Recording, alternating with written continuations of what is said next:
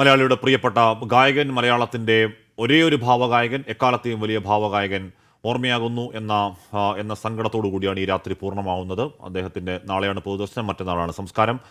ആ, എന്താണ് അദ്ദേഹം പാടി ബാക്കി വെച്ച പാട്ടുകൾ വീണ്ടും വീണ്ടും ഓർത്തെടുക്കുകയാണ് മലയാളി മാത്രമല്ല തമിഴകമടക്കം തെലുങ്ക് മാന്ത്രയും ഹിന്ദിയും അടക്കം അദ്ദേഹം പാടി ബാക്കി വെച്ചു പോയ പാട്ടുകൾ ഓർത്തെടുക്കലാണ്. അദ്ദേഹത്തിൻ്റെ മരണശേഷമാണെങ്കിൽ കൂടിയും ആ പാട്ടിൻ്റെ ബാഹുല്യം ആലോചിച്ച് നോക്കുമ്പോൾ 80 വയസ്സിനിടയിൽ ഇത്രയധികം ഹിറ്റ് പാടി, ഇത്രയധികം ഓരോരോ വേറിട്ട് നിൽക്കുന്ന ഓരോ പാട്ടിനും അതിൻ്റേതായ അസ്തിത്വമുള്ള, ഒരിക്കൽ കേട്ടാലും മതിവരാത്ത, ആവർത്തന വിരസത ഉണ്ടാവാത്ത ഇത്രയധികം പാട്ടുകൾ പാടിയ ഒരു മനുഷ്യനാണോ എന്ന അത്ഭുതം തോന്നുന്ന രീതിയിലുള്ള പാട്ടുകളുടെ ബാഹുല്യം കണ്ട് വിസ്മയിക്കുകയാണ്. അദ്ദേഹത്തിൻ്റെ മരണശേഷവും മലയാളി സൂരജ് സജിചേരിയാണ്. സൂരജ്, എപ്പോഴാണ് അദ്ദേഹത്തിൻ്റെ ഭൗതിക ശരീരം വീട്ടിലേക്ക് കൊണ്ടുപോവുക? പൊതുദർശനം എപ്പോഴാണ്? ഇപ്പോൾ ആശുപത്രിയിൽ ആരൊക്കെയാണ് എത്തിച്ചേരുന്നത്? സൂരജ്. ഹാഷ്മി, തൃശ്ശൂരിൽ ഉള്ള പൗരപ്രമുഖരടക്കം നിരവധി പേരാണ് ഈ മൃതദേഹം സൂക്ഷിച്ചിട്ടുള്ള അമല ആശുപത്രിയിലേക്ക് എത്തിച്ചേർന്നുകൊണ്ടിരിക്കുന്നത്. നിരവധി പേർ ഇതിനോടകം തന്നെ അമല ആശുപത്രിയിൽ എത്തി അദ്ദേഹത്തെ അവസാനമായി ഒരു നോക്ക് കാണുകയും ചെയ്തു. ഇന്ന് വൈകുന്നേരത്തോടു കൂടിയാണ് ഈ ജയചന്ദ്രന്റെ ആരോഗ്യസ്ഥിതിയിലടക്കം വഷളാകുന്നത്.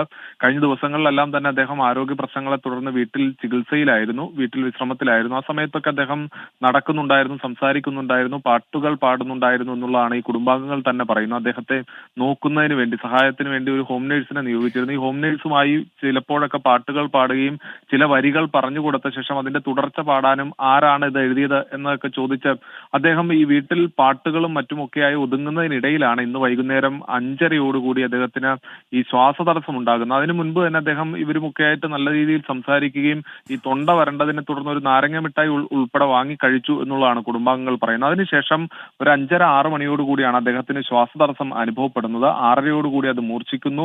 7 മണിയോടുകൂടിയാണ് ആശുപത്രിയിലേക്ക് എത്തിക്കുന്നത്. ആ സമയത്തിനുള്ളിൽ തന്നെ കുടുംബാംഗങ്ങൾ ഇടപെട്ട് CPR അടക്കം നൽകിയിരുന്നു. പക്ഷേ 7:30 ഈ ആശുപത്രിയിലേക്ക് എത്തി ചികിത്സ നൽകുന്നതിനിടയിൽ തന്നെ അദ്ദേഹത്തിന്റെ ആരോഗ്യസ്ഥിതി വല്ലാതെ വഷളാകുകയും ഈ കൃത്രിമ ശ്വാസം അടക്കം നൽകാൻ ആശുപത്രി അധികൃതർ ശ്രമിച്ചെങ്കിൽ പോലും 7:54 ജീവൻ നഷ്ടമായി എന്നുള്ളതാണ് അമല ആശുപത്രിയിൽ നിന്ന് തന്നെ നമുക്ക് ഔദ്യോഗികമായി തന്നെ ലഭിക്കുന്ന വിവരം. അങ്ങനെ ഭാവഗായകൻ ഇന്ന് 7:54 വിട പറയുകയും ചെയ്തു.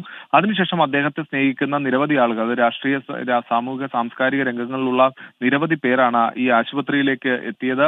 പിന്നീട് ഈ മൃതദേഹം അമല ആശുപത്രിയിലെ കാഷ്വാലിറ്റിയിൽ നിന്ന് മോർച്ചറിയിലേക്ക് മാറ്റുകയും ചെയ്തു. നാളെ രാവിലെ 8 മണിക്ക് ഇദ്ദേഹത്തിന്റെ തറവാട് വീട്, പൂങ്കുന്നത്തെ തറവാട്ട് വീട്ടിലായിരിക്കും ഈ പൊതുദർശനം ആരംഭിക്കുക. 8 മണി തുടങ്ങി 10 മണി വരെ ഈ വീട്ടിൽ പൊതുദർശനം ഉണ്ടാകും. അതിനുശേഷം സംഗീത നാടക അക്കാദമിയുടെ റീജിയണൽ തിയേറ്ററിൽ ഈ പൊതുദർശനം ആരംഭിക്കും. അതായത് 10 മണി തുടങ്ങി 12 മണി വരെ എന്നുള്ളതാണ് നിലവിൽ നിശ്ചയിച്ചിട്ടുള്ളത്. പക്ഷേ ഇദ്ദേഹത്തെ സ്നേഹിക്കുന്ന ഒട്ടേറെ ആളുകളുണ്ട്. പ്രത്യേകിച്ച് ഈ സംസ്ഥാനത്തിന് പുറത്തു നിന്നടക്കം നിരവധി പേർ ഇങ്ങോട്ടേക്ക് എത്തിയേക്കും എന്നുള്ള കണക്കുകൂട്ടലുകളുണ്ട്. കാര്യം പല ഭാഷകളിൽ ഒട്ടേറെ ആരാധകരെ സമ്മാനിച്ചിട്ടുള്ള വ്യക്തിയാണ്. അതുകൊണ്ട് തന്നെ ഭാവഗായകനെ ഒരു നോക്ക് കാണുന്നതിനായി നിരവധി പേർ എത്തും എന്നുള്ളതാണ് കണക്ക് കൂട്ടുന്നത്. അങ്ങനെയെങ്കിൽ റീജിയണൽ തിയേറ്ററിലെ പൊതുദർശനം ഒരു 12 മണി എന്നുള്ളത് അതൊരു 2 മണി വരെ നീണ്ടുപോയേക്കാം എന്നുള്ളതാണ് കണക്ക് കൂട്ടുന്നത്. അതിനുശേഷം ഈ മൃതശരീരം വീണ്ടും ഈ പൂങ്കുന്നത്ത് തറവാട്ട് വീട്ടിലേക്ക് എത്തിക്കും. അതിനുശേഷം പിറ്റേ ദിവസം, അതായത് നാളത്തെ കഴിഞ്ഞ് പിറ്റേ ദിവസം 8:30 വരെ ഈ വീട്ടിൽ തന്നെയായിരിക്കും ഈ മൃതദേഹം സൂക്ഷിക്കുക.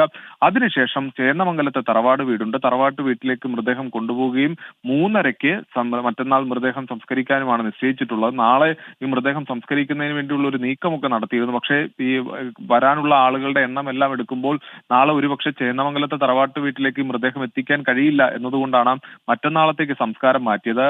ഇത് ജയചന്ദ്രൻ സംബന്ധിച്ച് അദ്ദേഹത്തിന്റെ ഏറ്റവും വലിയ ആഗ്രഹം, അല്ലെങ്കിൽ അദ്ദേഹം ഈ മരിക്കുന്നതിന് മുൻപ് തന്നെ പലപ്പോഴും കുടുംബാംഗങ്ങളോട് പറഞ്ഞിട്ടുള്ള കാര്യമാണ്, തന്റെ ചേന്ദമംഗലത്തെ തറവാട്ട് വീട്ടിലായിരിക്കണം ഈ സംസ്കാര ചടങ്ങുകൾ നടത്തേണ്ടതെന്ന് അദ്ദേഹം നേരത്തെ തന്നെ കുടുംബാംഗങ്ങളെല്ലാം ധരിപ്പിച്ചിരുന്നതാണ്. അദ്ദേഹത്തിന്റെ ആഗ്രഹം സാഫല്യമാക്കുന്നതിന്റെ, ആഗ്രഹം സാധിച്ചു കൊടുക്കുന്നതിന്റെ ഭാഗമായാണ് ഈ സംസ്കാര ചടങ്ങുകൾ അടക്കം നിലവിൽ ഈ തറവാട്ട് വീട്ടിലേക്ക് മാറ്റിയിട്ടുള്ളത്. നിലവിൽ മൃതദേഹം അമല ആശുപത്രിയിലെ മോർച്ചറിയിലാണ് സൂക്ഷിച്ചിട്ടുള്ളത്. നാളെ രാവിലെയോടുകൂടിയായിരിക്കും അദ്ദേഹത്തിന്റെ പൂങ്കുന്നത്തെ വീട്ടിലേക്ക് മൃതദേഹം എത്തിക്കുക. ആഷ്മി,